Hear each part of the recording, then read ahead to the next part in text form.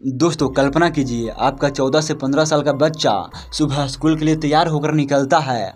आप सोचते हैं कि वे पढ़ लिख कर वापस आएगा, शाम को आपके साथ बैठेगा, लेकिन शाम को बच्चा घर नहीं लौटता और अगले दिन जो खबर आती है वो वे किसी भी माँ बाप की रूह कपा देने के लिए काफ़ी है। नवादा के गोनवा गांव का रहने वाला वंशराज, जो अपने पिता संतोष सिंह का इकलौता चिराग था, शुक्रवार 8 मई 2026 को वे गायब होता है और शनिवार सुबह उसकी लाश मिलती है। पर यह कोई सामान्य मौत नहीं थी, ये एक ऐसी हत्या थी जिसे सुनकर आपकी रोंगटे खड़े हो जाएंगे। चलिए मामले को शुरू से समझते हैं। शुक्रवार 8 मई 9वीं क्लास में पढ़ने वाला वंशराज रोज की तरह स्कूल गया।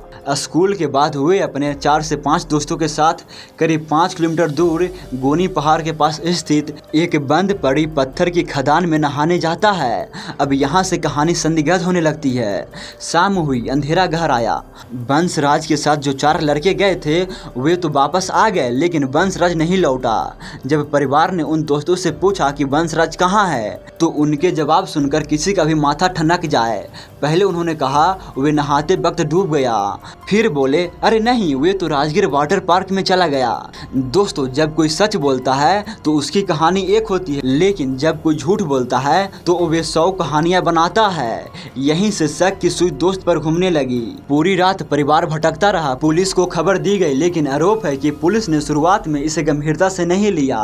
शनिवार की सुबह जब उजाला हुआ तो पत्थर खदान के पानी में एक लाश तैरती दिखी। वे वंशराज की थी, लेकिन जब सबको पानी से बाहर निकाला गया तो जो मंजर दिखा वो बयान करना भी मुश्किल है।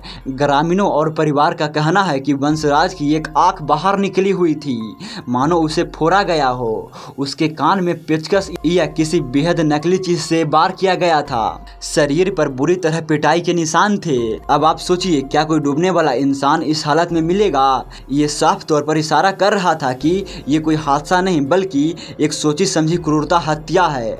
जैसे ही सब मिला, नवादा में आग की तरह ये खबर फैल गई। गुनवा के ग्रामीण सड़कों पर उतर आए, टायर जलाए गए, सड़क जाम कर दी गई। लोगों का गुस्सा 7वें आसमान पर था, क्योंकि पुलिस की ढिलाई और अपराधियों की दरिंदगी ने सबको डरा दिया था।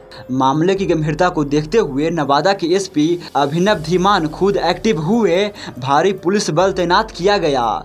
FSL यानी फोरेंसिक टीम को मौके पर बुलाया गया ताकि मिट्टी, पानी और वहां मिले निशानों से कातिल तक पहुंचा जा सके।